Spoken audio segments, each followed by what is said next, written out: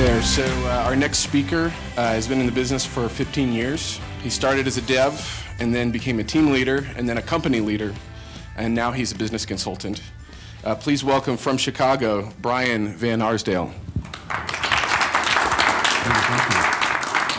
Can everybody hear me okay? Sounds good. Awesome, thumbs up from the back. So I got the wonderful time where we all are digesting those fajitas and enchiladas. I'm like thinking about taking a nap. There's a nice space right up here. I'll just curl up. And I'm gonna talk about contracts and scoping, the most boring thing ever. But I promise to make it at least a little bit interesting. To sort of extend on the who am I, that's a giant picture of me. I actually was introduced to the EE universe through doing freelance development work, actually through CodeIgniter into EE. My first conference was the one at Fort Tryon Park in San Francisco. Had multiple people here who were at this conference sleeping on my floor that year. And ever since have been involved, as was mentioned, in leading teams, leading businesses, those kind of things. My most recent position, I was actually running the business side. So business development, client services, project management, that stuff. And what I'm kind of excited to talk about today is some of the things that I learned. And a lot of it is going to be stuff that other people have said. Some great presentations this morning. Marcus said some great stuff.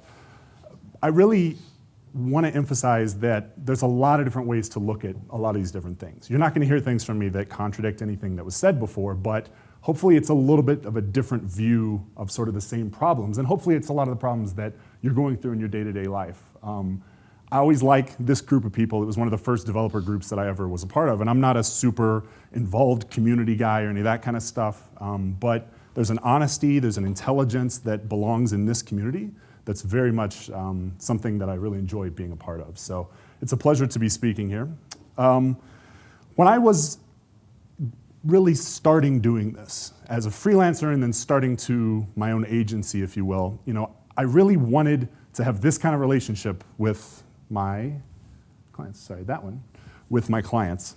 One side note, I have a thing about stock photos. I think they're hilarious. If you've never gotten a deep dive into stock photos, it's worth going down the black hole. Like sometime when there's like bad TV on or something, just go in. The next night, go in and do stock videos, it's even worse, like out of control. So you're gonna see some pretty funny stock photos up here.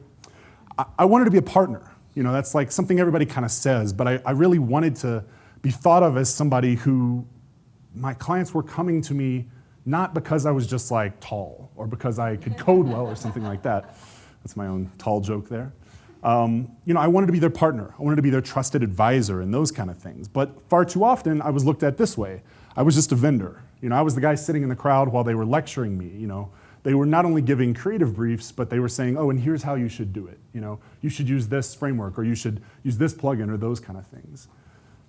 I used to term it as stick to code. Now everything's got to stick to something because of our political situation right now. But that was how it was pigeonholed. And that's fine, that's well. I was very happy to be a coder and to do those things. But I knew that I was able to provide a higher level of service. Leah this morning mentioned kind of the SEO example. That's a great one. As a developer, you're involved with the code. You see the content intimately and you see how it's going to be output. So you look at SEO and yeah, there are people who know way more about SEO than me, but the way that it's managed has a huge relationship. And if you're not able to expose those, if you're not able to talk about them, if you're not able to work through those with your client partners, the client's losing, you're losing, and it's a bad situation for everybody. So I really started to think more about what would it really mean to be a partner? How can I move upstream, people talk about, And there's a lot of different ways people do it. They try to go more strategic and they, first move more into creative and then they try to position themselves better. And I started saying, listen, I don't want to change my career path. I want to think about ways in which my position, my experience, my work that I'm doing here can be treated as part of the conversation with all these other people. The more and more I dug into it and the more that I looked at success stories of people who did that, I saw that there was more involved. And I, again, picked this hilarious, looks like a financial advisor or something who's talking about retirement plans. But there's more than just being a partner, because in reality, to be a partner, you have to be more than a partner. You have to demonstrate that you know more. But it's not in a brag way. It's not like, look, client, I know that you work at X and O company.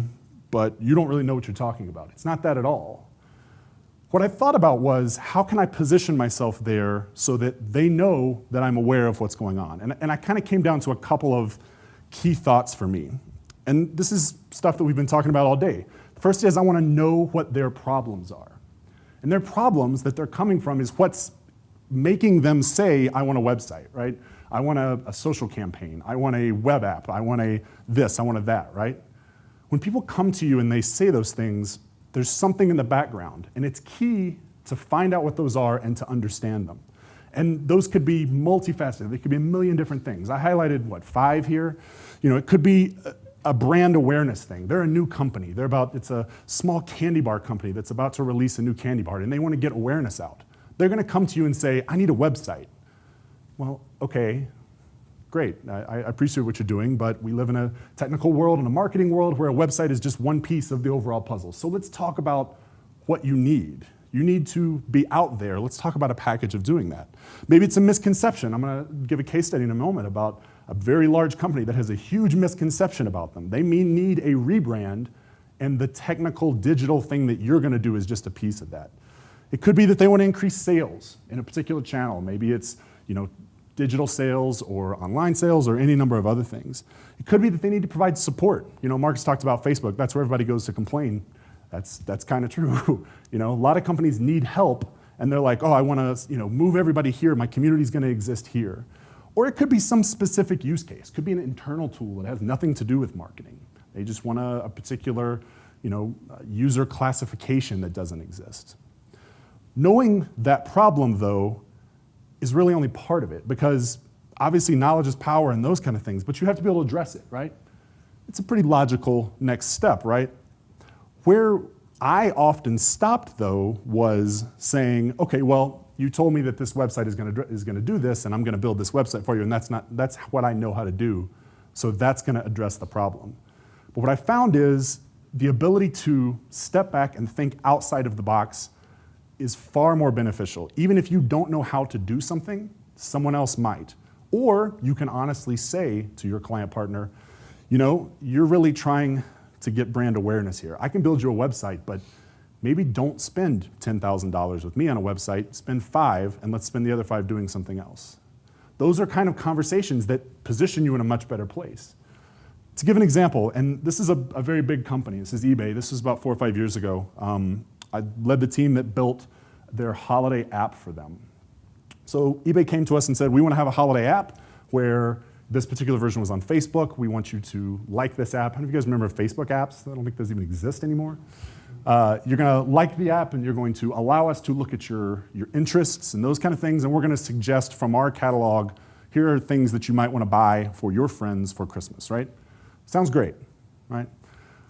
eBay has some big problems. To not get too inside baseball, they suffer from a huge misconception, and it was even worse about 4 years ago. eBay is perceived as a company where you go to sell collectibles, or you go to sell used things, or you put things up. When in reality, about 70 to 74% of what's on eBay is actually new merchandise. When they market, they want to sell you something new. So they came to us with this. They hooked us up with an API. They said, okay, what we want you to do is access the friends list, look at their interests, and then you're going to create a list just basically doing a hard match with things in the catalog. And we said, okay, we can do those things, but if you don't mind, you suffer from this huge misconception. People think that that most of what they're going to get is used things. So can we talk about ways in which we can maybe use this as a vehicle to help promote that? And where it turned out was we were going to do a featured products thing that was going to be all new things, some of the hottest things. I don't even remember what the hot thing that year was. It was probably some, I don't know, Tickle Me Elmo or something crazy. And additionally, when we do these matches, we're only going to use new items. So we're not just going to totally take out of the picture the idea that you're just looking for baseball cards and comics and those kind of things. And they were like, oh, wow, yeah, you're right, we should totally do that. So suddenly, instead of just being handed a brief and a technical document and having to work with their IT team, we were able to actually be part of that. Now, we were in a nice situation. That doesn't happen with everything. And it doesn't always happen holistically. This is a competitor map from some work we did with Nike, where we talked about competitors and how people are viewed and those kind of things. if you're a developer, if you're a two-person shop, you're unlikely to be talking to Nike about these things. So these kind of conversations, though, can happen holistically, or they can also happen in just one small part. To give a similar example with a smaller one, a couple years ago, did an internal website for CHOP, the Children's Hospital of Philadelphia. They came to us and they wanted the ability for multiple people to upload documents that could be shown out on the web, right? Pretty simple request. But they were like, but you know what? We only need 3 different classifications of users, like this, this, this. And we were like, okay, that all makes sense. That's one option, but you have this issue wherein this one website's gonna encounter 20 different departments. What if we expand that? What if we make it 6? We're offering features to them, and they said, if that's not trouble. And we said, listen, we understand what you're doing. This is gonna be more important to you. Oh, okay, yes, let's go ahead and do that. Yeah, that makes sense. And it allowed us to think more about their problems and approach it. Now, you're probably sitting there right now, like this wonderful stock image, saying, hey, Brian, we already do this. This is what our normal day-to-day is. We always talk to people about what their problems. We always do these kind of things. So what is the difference? Stock image. Blurry stock image. Yeah, what is the deal with airline food? That's my Seinfeld. Thank you, thank you. I'll do Sean Connery after a couple beers tonight and it'll be good. The difference, in my opinion, and what I've found is the contract. Now, this is not the part where we get super boring. This is the part where we take everything we just talked about, which everybody feels good about and is like, yeah, like I want to be helping people and I want to be thinking about problems and making the difference with the things that I build. Oh man, and we got to put together this written piece of paper that they're going to sign and people are going to be defending it and people are going to always be going back to it and those kind of things, right? So how can we create, with the idea that we still want to create that position for ourselves, that expertise for ourselves, how can we reinforce that with a document that we're going to give them and have them sign it? And I think there's some possibilities there, and there's a way that I've found that has really helped. And this is a way that I started when I was, a couple $100,000 a year, all the way up to managing production for a $15 million a year company. So this is something that can go a lot of different ways, and I'm going to talk about how each of those things work together. An aside, before we go there, and this is something that Marcus mentioned as well, I call this the nuclear option. When we talk about contracts, there's a lot of people who have talked about value pricing. This is one that recently I've been reading. It's a book by Jonathan Stark. Anybody know Jonathan Stark? Yeah, a couple people. It's a good book. It's very interesting. I call it the nuclear option because it's a big step into it, and so switching over to it is a little tough. But it's very much a consulting model, because when we talk about understanding problems and solving those problems, it's let's go all the way there, right? From a contract perspective, we're not going to define that, oh, you get X hours a month or any of those kind of things. We're going to define you're going to pay me this much, and if you send me an email, I'm going to respond to it. It's ideal, right? It's not about calculating hours, which is something I am passionate about and believe that actually hurts us a lot of times, but been in many, many arguments with CFOs and accountants and those kind of things who want to calculate billable utilization and how are we allocating our resources and those kind of things. So I see the importance. This is something that is probably coming for a lot of different places, and so I sort of call it out. But I want to talk about a more familiar option. And when I talk about a more familiar option, it's not the let's go crazy and just throw everything out the window and try to come up with something new. So when we draw up contracts, when I think about contracts, we define them at the very top level in 3 different sections. And these are very, very important as sections. Now, what happens in each one of them is very, very malleable. And I'll explain why, and you'll kind of get the idea in a moment. We start any project that we do with a discovery. You can see it there. Can you guys read this text, or is it like really small? Should I read? I couldn't read anything in the back. So discovery has a connotation to a lot of people. They think, oh, we're going to get like 8 people in the room, and we're all going to sit around, and we're going to talk about our dreams, and we're going to talk about these things. Or, oh, we're going to get like 20 engineers in the room, and we're all going to throw out things for sprint planning meeting. Or, hey, we're going to get some business analyst in the room who's going to talk to me about all the things that my site needs. I don't think it has to be any of those things. When I talk about discovery, the key thing here is to learn about the problems, right? Not the project, the problems. And there's a lot of things that I feel like are important here to be able to get out of this. One is obviously knowing what those problems are, defining what the goals are, which is something very different, right? Your problem could be, We need to make sure that we have an app for Christmas, right? But your goal is to, as a company, recategorize yourself. Those things are very, very different. And after you define the goals, to publicly, or at least internally, state them. So I always end this section with what I call a guiding principles document, which is almost like a 10 commandments, if you will. We put it on the wall. It says, no matter what, we will do these things, right? We will promote for eBay. We will promote that we offer new products, right? We will, as their current marketing is right now, promote ourselves as multiple colors from a visual perspective, not the beige. I don't know if any of you have seen their new advertising as an example. Now, importantly here, I put a stop. So when I write contracts, we have these 3 sections. Each section has an out. So if I, at any point, say, you know what, we've agreed to this structure and this price, which I'll talk about in a moment, for this particular contract, but this is not going to work anymore. Or if the client says, you know what, you're right, we don't know what the hell we want to do, we can stop. And that's totally fine. It's totally fine. They're going to come back. I'm the best, I'm going to do this the best in town, so they're going to come back, especially when I dig in enough here to understand. Now, when you talk about, and I think Marcus did a great job talking about this, the idea of reducing the cost for our partners to invest in being digital and those kind of things. I think that's hugely important. And I mean, he's sitting right there, so I'll just tell him, I'm so happy to hear people talk about that, because it's something that everybody shies away from. They're like, oh, let's keep going. Let's increase our average average sales pipe and all that kind of stuff. I think it's wonderful. This section can be a phone call, can be a half-hour phone call that you take or someone else takes. But it needs to happen. And I'll talk a little bit more in a few minutes about why it needs to happen. But there needs to be, both in a written sense on the contract and in an action sense that you're doing, an understood portion of your work that is, I'm going to spend this time learning about your problems, bigger than you just handing me something. Now, sometimes you're going to get pushback on this, right? Sometimes it's going to be more appropriate to not focus on marketing goals, but to focus on a technical specification, learning more about servers, learning more about the API that you might have to interface, anything like that, right? And learning more about what the content is. Those can all be part of this as well. But if you step back and think we have to have this every time, and you communicate that to your client partners, it makes a big difference. And I'll talk a little bit more why. So second section.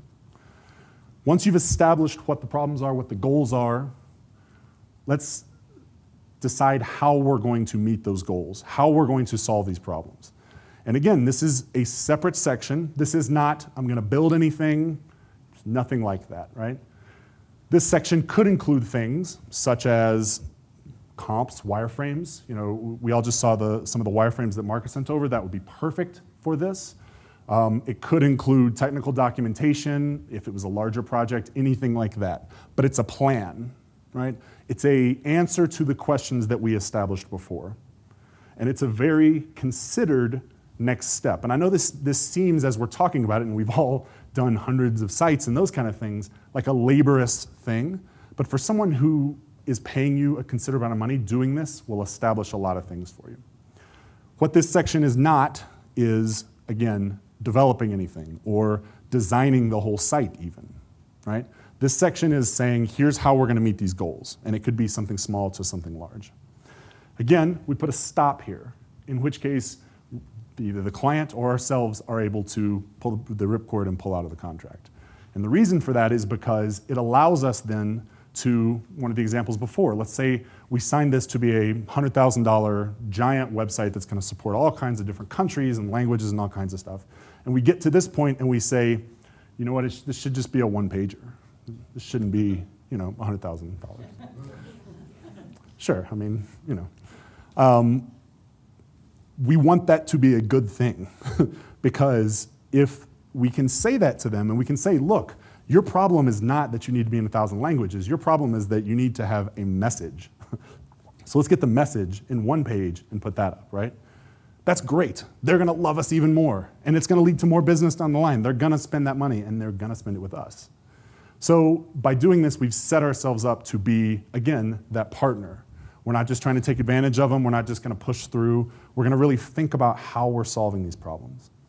And third, we're going to actually produce this. Now, This is sort of the most straightforward. All of us do this all the time. One of the keys here is that the people who are producing it need to be involved earlier.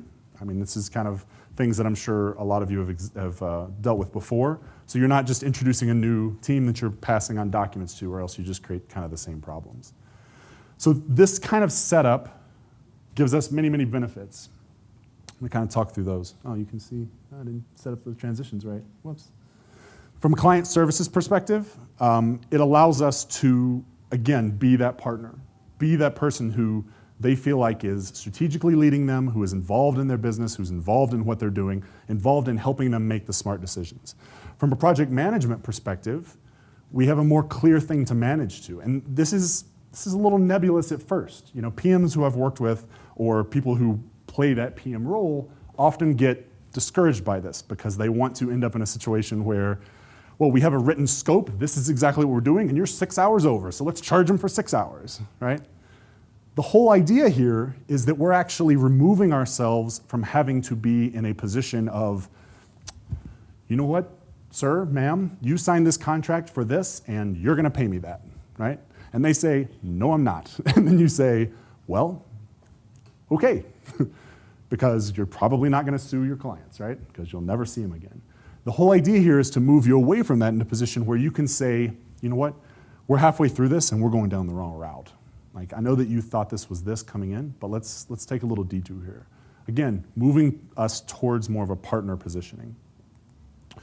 Third, it helps us from a production model because you don't end up in the situation where you get 6-8 weeks into production and you're like, oh man, like this kind of sucks. Like all we're showing is comics and baseball cards. Like we should really be showing the new Furbies or something. I don't know why Furbies are what the thing on my now. It's one of those days. And finally, it helps us from a business development standpoint because, again, it allows us to not only use our current work to help grow the work, but as soon as you're that trusted advisor, you know, creating multiple revenue streams, creating add-ons of other things, those become much, much easier because now you're understood as someone who understands their problems and understands what they want to do. So let's talk a little bit about pricing because that's sort of a key piece of this. And I intentionally don't have a slide for this, which is because it is the most up in the air, malleable part that depends on who you are and what you're doing and who your clients are and what tier city you're in and all those kind of things. So there's a lot of ways you can approach it. Again, that discovery piece could be a phone call. It could be a 6-week discovery period. It really just depends, right?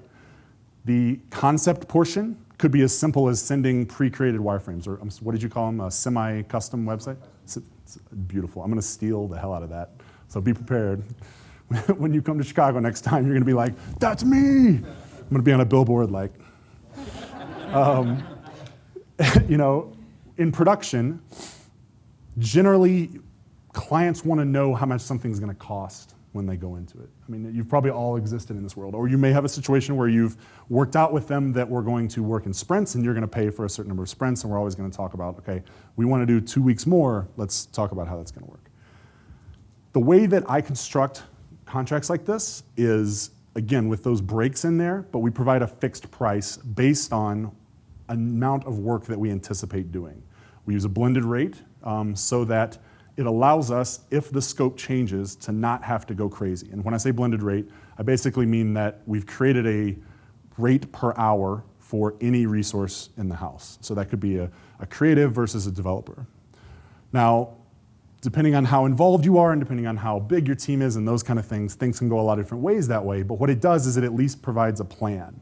Now, the reason why project managers get a little upset or have to sort of work into the system is because they're used to, okay, we're gonna build this, it's gonna be $20,000, our blended rate is $100, so we've got 200 hours, here's the plan for 200 hours. This model, by definition, creates more flexibility there. It creates more malleability because it allows us to reach that concept portion and say, hey, I knew we were gonna create this 100-page, $100,000 website, but now we're gonna make a one-pager. That means we're gonna need different resources and different people and those kind of things. So you have to have someone who's able to manage this as it goes through, right? So you're adding, if you think about it that way, all of these things, but you have to make sure that you have somebody who can manage this as it goes on. And very often, project managers are used to being here's the plan, it's in Excel, let's just kind of move forward. But it has to be actively managed. To me, that's a very good thing because it creates a relationship with your partners, your client partners, and it keeps your team involved with what your partners are doing. But it's all in the nitty gritty. So that's an important thing to kind of talk about. So I wanted to leave quite a bit of time for questions. So I put this slide back up so that we can ask questions about it. That's my email address. You can email me if you want. You can go to my website and see all the other crazy things I do in my life. I know I just threw a ton of information out, but it's something that, again, from being very small to working in places where we were doing 80 sites at once and we were $1 million websites, we still used this general scaffolding, if you will. So any questions I can answer in regards to this? Yeah. How does this impact your sales pipeline in terms of forecasting for the amount of money that you project to make? Yeah. So we treat it, because we still are setting our contracts at a fixed price, we treat it just like we would if we were doing it the other way.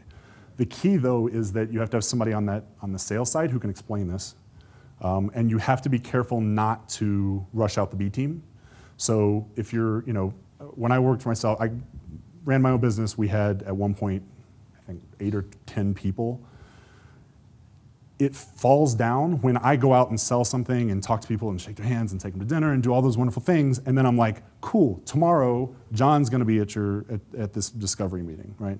There has to be a gracious handoff. You have to get your team involved sooner, which is all a good thing, because anytime you can expose your team to the client, they feel like, again, that partnership comes to bear. So when you go in and think that you're going to build a $100,000 website, but when you get in the concept phase and then all of a sudden you get down to a $1,000 one-page site, that tremendously impacts your projected pipeline. It does. But it requires you to say, we think we can do this for less.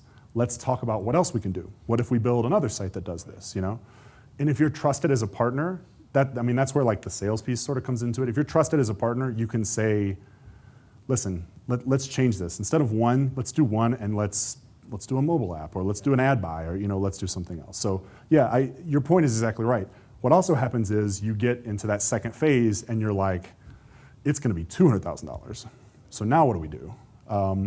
Which is definitely a harder conversation to have. But again, if you're the trusted partner, and sort of the key here is establishing, sort of planting flags in the ground, right?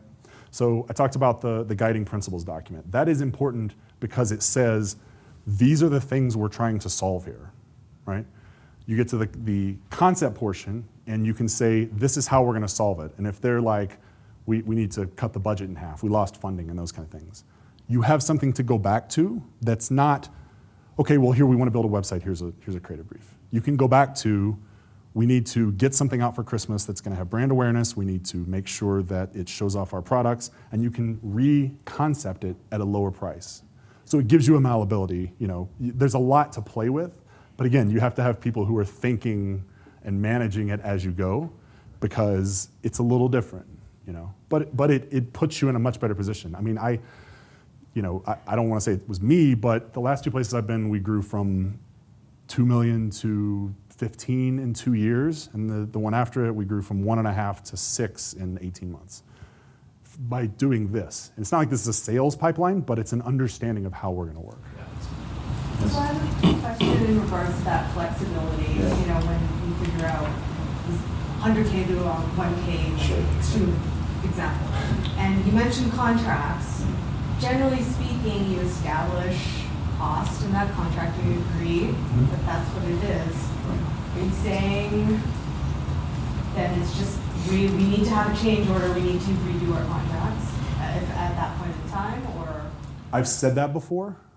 More often in practice, I try to find ways to keep the contract and fit things in.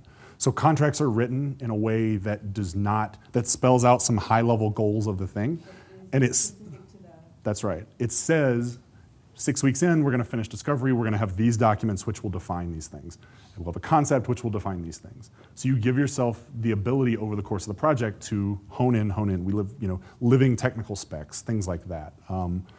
Yeah, in practice more often, we're trying to fit to the contract because people are like, I only have $8,000, we got to do this thing, And if you go back and you're like, well, now it's going to be 15, they're going to be like, see you later. So yeah, in practice it becomes that. But yeah, there are times where we do change orders or we do any number of things. We also write into our contracts that we literally state, even though it seems extraneous, that we will perform work that is above and beyond this contract at no cost, and that will not affect the contract. So what it does is even just from a perspective of once you're reading down it puts us in a position where instead of saying, well, you only have 6 hours left, or we said we were going to do this, we said we were going to do this, you can actually position yourself to say, you know what, it would really help if we offered this featured product section. That was something we did on our dime.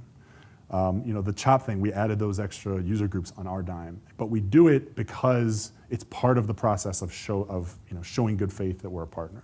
So a lot of this is sort of show and smoke and mirrors, I guess you should say, in terms of the way that it's presented.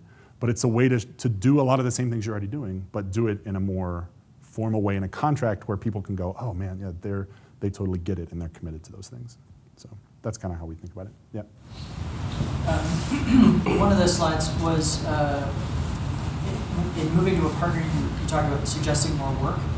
How do you manage keeping track of your clients' growth or changes to make your suggestions meaningful to them? So you mean like as yeah? How do you maintain that relationship? Yeah, there's a couple ways. Generally speaking, when you staff these projects, there's somebody who's the lead, and it could be a technical lead, it could be an account lead, it could be a project management lead. It sort of depends on how you're set up and what type of work you're doing, and then also what works best with them. That person we would task with keeping up with them, and it sounds like the classic like agency client services guy who takes them out and let's have Coronas. That's all I do.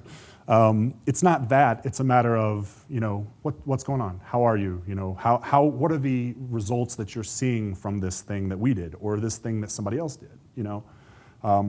I always use the example. One of the biggest sites I've ever worked on, we got because they actually awarded it to someone else. We lost, and 3 months later, I called them and said, hey, listen, I saw the new site was up. I'm really curious how it's going because they made some decisions that we probably wouldn't have made. And I'm curious, is it really working out for you? And they were like, yeah, it's working out great. And then 2 weeks later, they called back and were like, actually, it's not working. So just by showing an interest in what they were doing, which we all have, I keep using Marcus as an example because I like his kicks, but the CPAs that he's talking about, he cares about those people, he knows them. So for him to have a conversation with them about how's your site going? How's that ad buy going? How are these things happening? It's a natural conversation point, but it's also a sales tactic because it's also like, it's interesting. You're not really getting what you need out of Facebook in mobile. Like maybe let's look at something else. Maybe let's look at Twitter. Maybe let's look at outdoor advertising or something. I don't know. I don't know why you do that, but yeah. I don't know if this is a question as much as a statement to react to, but I found that, I'm thinking of a couple projects we've had where I thought the scoping process was really good and thorough, and then lo and behold, you win the project and other people get added. Like the person you sold to is no longer the decision maker, so like the scope's not really different, but like the interpretation of it is, and I think we're so happy that we have the job at that point where it's like, yeah, I guess we'll also do e-commerce. It's like, I feel all this pressure to not upset what was won, but it's kind of like, they didn't really show their true colors because they changed the team. Yeah, and it's the classic story of you start off, as a single freelancer, you start your own agency, then you get 2 people, you get 5 people, 10 people, and now oh man, I have this like $300,000 website, and you go broke because you bid $300,000 and you thought this was great, and you thought the scoping was good, and then it's a big brand, and they change brand managers, and now suddenly they want, like you mentioned, let's add e-com, and it's like what That's like the classic story of small business. And this, among other things, leads you to a point to where you're deciding those things together. I hate client services, biz dev, whatever, I hate the process of us spending time scoping before we get in it. I think it's a total waste of time. Like we have to come up with some rough numbers because we need to put something, but I'd much rather spend time figuring out, creatively what can we do? Or from a technical standpoint, can we use some technology that's going to make this easier or make this better or make the user stories more efficient? You know, like things like that. Like spending time in an Excel document to me during the sales process, while necessary, is a waste of time. So anything I can do to move that and frankly have the client pay for it, I want to try to do. So yeah, I've seen it a million times, and this helps to move that along, because even though you're agreeing to something large, if you get into it, you're able to have the conversation under the auspices of, are these goals wrong? Because we agreed to them 3 weeks ago, and here's the document, and we agreed to these things. You know, should we revisit those? Oh yeah, okay, I understand. That's gonna, you know, let's think about timing and how we want to make this happen. It's a much easier conversation than, yeah, we all know this needs e-com, but we can't do it. You know, it kind of positions you better. So somebody had that, yeah. Did you pivot an existing internal team to this way of doing things? Yeah. And what was the biggest challenge in doing that? PMs. having, you know, being able to, as a traditional PM, step back and think about not having a strict structure, but to actually be a little bit more, you know, a little bit more malleable is really tough for some people. And it requires a interaction with resources from a PM that is really hard for some people. I think it, you know, when I look at PMs, that's what I love about them, is that they treat the internal team like they're their clients and they're facilitators, and they, you know, make it easy for projects to go, that production aspect of it. But yeah, that's the hardest part. The client part is easy. Once you explain it, once you talk about it, they're like, yeah, this makes total sense. And actually the conversations about, you know, we said it was gonna be 10,000, but it's actually gonna be 30, go easier than you think too, because they understand that you're looking at the bigger picture and you're actually proposing ideas that are gonna help them. You know, it's kind of like what Lee talked about this morning, like, you know, you're pointing out like, listen, this is gonna help your ROI, or this is gonna help these goals that are your overall goals, and they identify with that immediately and have no problem with that. So yeah, PMs easily, so. Yeah. Piggybacking off that, would you say that you're, like, I like to think of, we have a third red line before number one, where they call and are like, hey, we love your work, you've been recommended, what are your websites run? And they don't want to hear why we charge that, they are looking at a number. Would you say that the best way to avoid sticker shock would be to say, start lower than we probably think we'll go, and then have that conversation later where we gain their trust, and then tell them this is what it's going to cost, because you need this to achieve your goals? Like, we just find that we lose customers before one even gets there, because we know what we're worth, we know our work's worth. That conversation sucks. Yeah. Absolutely. Because they don't want to hear anything, they just want to know what does it cost right now. So I've handled it a couple different ways. I don't have a, this is the way I've always done it and it's always good. I hate the idea that we're going to tell somebody that we're going to bait and switch them. So I've never done the, you know, oh, we're $4,000 knowing that it's going to be 40. But I have said, and it's funny, I feel like I've had this conversation more with video production actually than with websites, but it's the same conversation, you know. Listen, websites can come in a lot of different flavors. We've done websites as low as like $4,000 or $5,000. We've also done websites for $1 million, you know, and they're like, oh my God, $1 million. Well, I would never be $1 million. I would definitely be on the low side. And then you're like, listen, you know, the way that we really like to work is to understand what you're trying to do. You probably have a sense, you know, client partner, the sense in your mind of what this is gonna be. You probably have a picture of it in your head. We wanna understand that. Then we can talk about ways that we can help bring that to life and improve it. And as soon as you go there and you're like, yeah, let's have a meeting. Oh, please come into our office, let me talk to you. At least then it's like more appropriate. And if they hear that and they're like, yeah, I'm really just looking for like $55, they're gonna walk away, and that's fine. You know, they don't, it's not what you need to do anyway. So yeah, it's not easy, you know. There's no way to just do that. And you know, I've had people who have put on their contact forms on their websites, you know, a price that, you know, generally we consider things, you know, more than this amount and those kind of things. And I don't know, I go back and forth on that. I don't necessarily think that's even appropriate, because it depends. Because if you can solve their goals for $45, we do go for $45, you know? It really just depends, so, yeah. Another one, does each phase have a cost? Like, or is it, okay, so phase one would cost this much, and is there a deliverable that's defined? Yes, okay. Always a deliverable, yeah. And those deliverables are not just like so that, well, it does a couple things. One is once you define deliverables, they're able to, whoever it is that you're working with gets to go back to their CEO and say, okay, here's the things we're going to get out of it, right? Which is great. It also, again, plants a flag in the ground. So at the end of that discovery section, I'm able to say, we're going to give you this document. This document is going to help us plan the rest of the project. So even though we have price tags here, like this is what we're thinking. But yeah, we divide it into those 3 sections. What I try not to do is to split up things like design and development, because that's all in production. Because then, when I talk about it, I always say, the whole idea of this is that you're getting access to more people because we're going to all understand what you're doing and you're getting our team. If you split things like that, you end up in situations where we're reverting. The development team's then just taking instructions from somebody else they weren't part of helping to create, which is another piece of trying to get out of this. So, anything else?